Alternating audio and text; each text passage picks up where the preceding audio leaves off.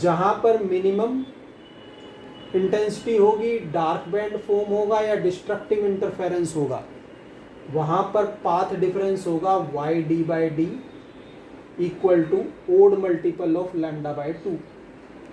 तो y की value आएगी 2n-1 lambda D by 2d, और y जैसे कि बताया आर्क है, एंगल होता है आर्क ओवर रेडियस, तो एंगुलर डिस्टेंस आ जाएगा y को हम d से डिवाइड कर देंगे 2n-1 लैम्डा बाई 2d।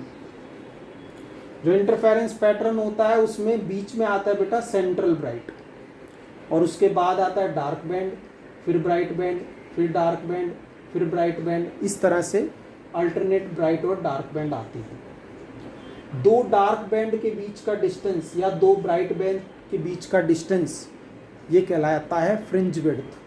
तो अगर हमें फ्रिंज विड्थ पता करनी है तो हम दो ब्राइट के बीच का डिस्टेंस माइनस कर देते हैं। तो n lambda D by D में से उससे जस्ट पहले n-1 lambda D by D हमने माइनस कर दिया, तो फ्रिंज विड्थ आ गई लैम्डा डी बाई डी और एंगल आ गया लैम्डा बाई डी। ये फ्रिंज विड्थ का फॉर्मूला आ गया। तो ये फॉर्मूले से रिलेटेड न्यूमेरिकल है, करने हैं। उसके बाद क्या कंडीशन है कि इंटरफेरेंस हो जाए? तो पहली कंडीशन ये है कि सोर्स हमारे कैसे होने चाहिए, कोहेरेंट होने चाहिए। कोहेरेंट यानी कि सेम फ्रिक्वेंसी के और किसी पर्टिकुलर पॉइंट पर कांस्टेंट फेज डिफरेंस हो। अगर ऐसा नहीं हुआ तो हमें एवरेज इंटेंसिटी नज़र आएगी हर जगह 2i, क्योंकि इतनी जल्दी जल्दी ब्राइट बैंड और डार्क बैंड फॉर्म होंगे कि हमें एवरेज ही नज़र आएगा।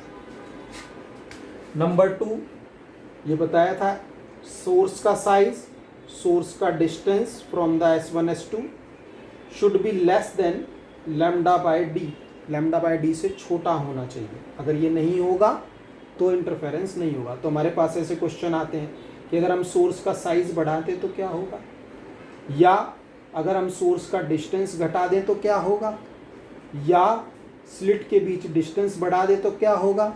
इन सभी केसेस में ये जो है इससे बड़ा नहीं रहेगा, लैम्डा बाई डी इससे बड़ा नहीं रहेगा बल्कि छोटा हो जाएगा। तो ये इनइक्वालिटी वैनिश हो जाएगी और इंटरफेरेंस हमारा होगा ही नहीं।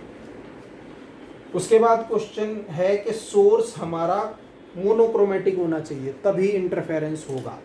लेकिन ज़्यादा इम्पोर्टेंट क्वेश्चन ये है कि अगर वाइट लाइट का सोर्स होगा तो क्या होगा।